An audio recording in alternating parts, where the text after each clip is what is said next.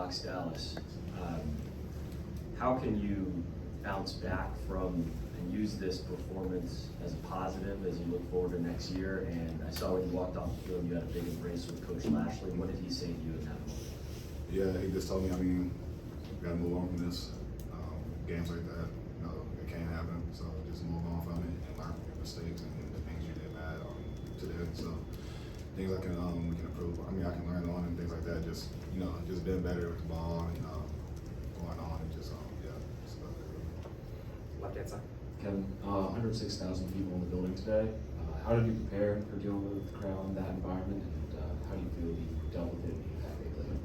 Yeah, we prepared all weekend practice. The 2 weeks we had to practice and prepare for it, so it was all right with the sound. But it was a big impact for sure. Though they showed out and came out there and just kind of disturb our offense a little bit. Here on the front row. This one's Billy and Buddy on the Pony Express. Rod, not the way you want to have your SMU career end, but can you put into words what this season has meant to you as a guy from Dallas and just going on this run to the playoff? It was a fun journey, being from Dallas and playing in college football playoffs the first year with the 12-team playoffs. And I was just basically blessed to be able to do it with these guys up here. And everything we did this season, I'm going to remember this year for a very long time. One of my favorite years of my life. And just move on and hope my boy Kevin keep doing what he's doing next year. Go back in the second row. Mike Osti with Yard Marker and Sports Now Network. Kevin, in terms of the interceptions, if you could kind of walk us through any of them on what unfolded, what do you think, what were you seeing? Coach actually mentioned on the third one that he felt was on him. How would you characterize those picks and kind of what happened? Yeah, and that was definitely on him. I had the ball in my hands. He didn't have the ball in his hands, so I made mistakes 3 times and just gave the defense the ball, making careless mistakes and just not being protected with the ball. Steve Howick, SB Nation. Elijah, how did that defensive start, forcing 2 punts, getting those 2 fourth down stops, kind of really energize your unit and kind of keep you guys in that game for a bit? It was good to get a good start like that. We wish we could have, taken the ball away a little bit more often early on in the beginning, help put our offense in better positions. But, I feel like defense came out ready to play. We were ready to play the game, and at the beginning of the game, we were able to see that a little bit. Kevin, Chris Vanine from the Athletic, the first drive, 4th down, you can run it, you can throw it, had a guy there. Obviously, what did you see on that play, and do you feel like missing that play kind of got stuck with you a little bit and led to further struggles? Yeah, saw a guy wide open, missed the pass. He just got a little bit from there. We tried to bounce back from it. That didn't really play a major effect in it, but just tried to bounce back from it. We'll go across the room over to the right-hand side in just a moment. Front row on the right, and then we'll snake through the front row. Travis Johnson with the Associated Press. Guys, Coach Lashley was just in here and said he thinks that you guys have set up a new chapter for SMU football, one that doesn't always necessarily start with the death penalty. Do you believe that that's true, and in what ways do you think your success this year is setting you up for the future, this program, the guys who will come after you? Yeah, I think it set the bar a lot. Coming in, not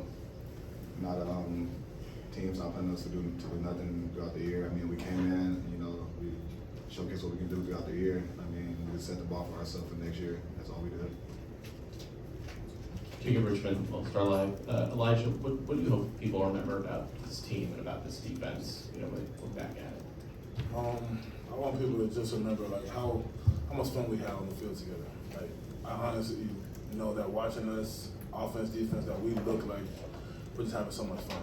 From the beginning of the season all the way up until the last second we just played. So I just want people to understand how hard we play, how much we really love this game and put all our time into this. We have a team that's very dedicated all the way from the coaching staff to even the media people here. So it's just, we have such a great staff, and like you said before, our program is really going to be in a good place in the next few years for sure. Continue down the front row, and then we'll go to the back. All season, we've asked you guys about what different games said as in terms of a statement for the growth of this program. And obviously, you guys are sitting here after a game that you didn't get the result you wanted. But when you think about this season, I guess maybe for Elijah and Rod, what does this season say about the group that Kevin is bringing back next year and what SMU can be? I say he brung us here already, so he already know what it's like whenever he do come back next year, and he'll be able to lead those guys. He's a great leader, and I know they're gonna be in good hands when they're with Kevin next year. So he know what he's doing, and they're gonna be all right. Yeah, like Junior said, it's hard not to love, I'm SMU now, just on the outside looking in. I know today didn't go as planned, but if you're a crew, if you're a transfer or something like that, and you really want to have a special place to come play, like why not here? We're just on the rise right now. Kevin will be back. We got a lot of guys coming back on the team, so SMU will be good for sure.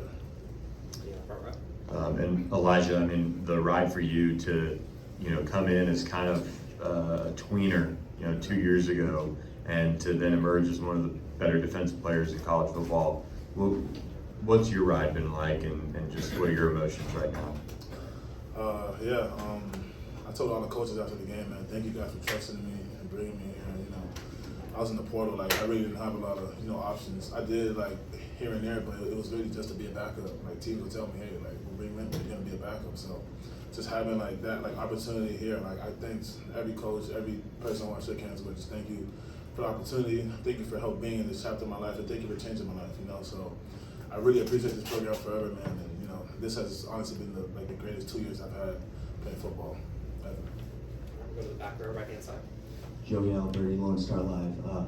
Kevin, you mentioned learning from this game. What would you say you did learn, and then where do you want to grow for next season?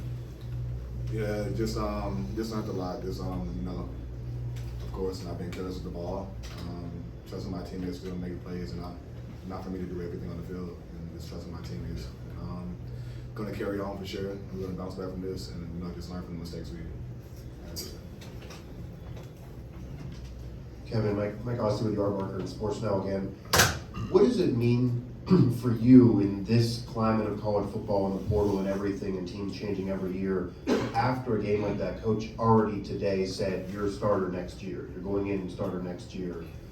What does that mean for you? Because a lot of coaches around the country, despite your body work this year, would not have said that, would have made you maybe compete again, or would try to go in the portal and get somebody else to get to another level, but they're sticking with you right now. Yeah, it definitely means a lot, just having the coaching staff, having that much trust in you. To say that, like you said, it's rare to come across that, transfer portals, high school kids coming in, things like that. So it's rare for that to happen, and one of the things thank the coaching staff for that, I trust it happening. Got 2 more questions. We'll do on the left and then front middle. Hey Kevin, Jeff Cole with Fox Dallas again. I know we asked you a couple of times now about how you bounce back from this, but how do you actually do it? How hard do you take this game in this moment? And how do you not let that fester and carry over to the next year? Yeah, it's definitely gonna start in the off season. Just the ground we put in day by day, and just going to work and putting our heads down and putting this game behind us. So off season, fall camp, spring, all of that stuff is gonna matter a lot just to put this behind us and come out next year swinging. And we'll finish up front row. Coach Lashley was quick to say that the weather didn't impact the outcome because obviously both sides had to play in it.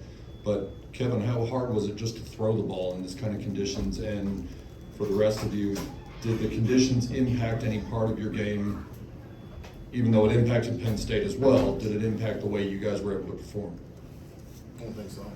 I know as far as us up front, I know kind of getting that first pop and that first strike, your hands kind of got to get a little adjusted. But honestly, everybody was just got ready to play. I don't think it affected us at all. Yeah, I don't think the weather did nothing to us at all. We just had a terrible game. That's it. All right, Elijah.